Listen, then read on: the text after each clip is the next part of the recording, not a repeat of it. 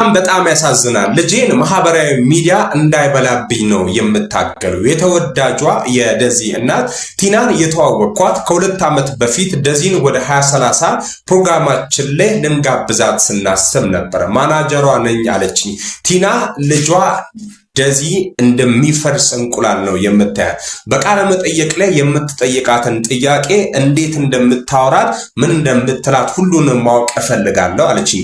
ብንጨቃጨቅም የሙያውን ስነ ምግባርና አሰራር ሳንለቅ ተግባባን። በመጨረሻም ከአንድም 2 ጊዜ ያማረ ቃለ መጠየቅ አደረግን። ከዛ በኋላ ነው እኔና ቲና ጥሩ ወዳጅ የሆን ነው። አብዛኛው ጊዜ ወሬያችን ስለ ደዚ ነው።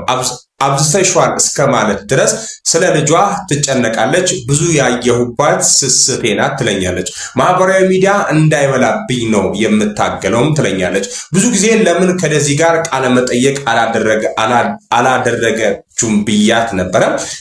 እንኳን ወጥቼ ላውራ ፎቶዬም እንዲታይ አልፈልግም ትለኝ ነበር።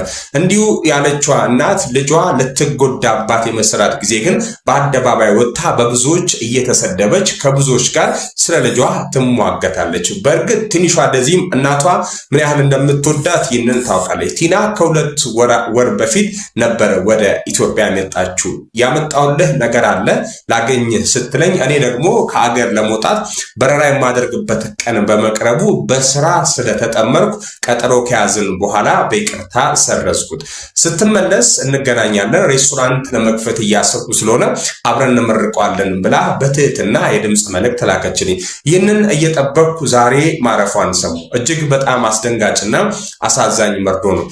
በዛ ላይ ደዚ ነፍሰ ጡር ነች፣ ያውም የ5 ወር። ቲና በጣም ትሁት፣ ሰው አክባሪ፣ በልጆቿ የማትደራደር እውነተኛ እናት ነበረች። ፈጣሪ ነፍሷን በሰላም በአጸደ ገነት ያኑር። ለልጆቿ፣ ለመላው ለቤተሰብ፣ ለዘመድ አዝማድ መጽናናትን እንመኛለን። ጌታሁን አሰፋ። ይህንን ተወዳጅና የተከበረ የህዝብ ድምፅ ሰለሞን ሙሄን እንኳን አደረሰ በሉት፣ እንኳን ተወለድክልን በሉት። 44ኛ በዓሉን እያከበረ ይገኛል። ሶል ማለት ጥሩ የጥበብ ሰው፣ ጥሩ አባት፣ ጥሩ ባል ነው። ውድ አድማጮቼ ሰለሞን ሙሄ እኔ ብቻ ሳይሆን አብዛኞቻችሁ ይህን ቪዲዮ የምታዩት ትወዱታላችሁ ብዬ አስባለሁ። ሶል ትህትናው፣ አክብሮቱ፣ ስራው ሌላ ነው። እስኪ ለሰለሞን ሙሄ ግዴላችሁ እንኳን ተወለድኩ ቪዲዮውን ኮፒ ሊንክ ሼር ማድረጉት እኔም ይህን መረጃ ታደርሳችሁ ምንድነው ብዙ ሰው ሃፒ በርዝዴይ ይበለው ለማለት ያክልም ነው። ደስ ብሎ በኩራት ነው ያለው። የህዝብ ድምፅ ነው፣ እውነተኛ አባት ነው፣ ጥሩ ባል ነው፣ ባህሪው ምርጥ ነው፣ አርቲስት ብቻ ነው።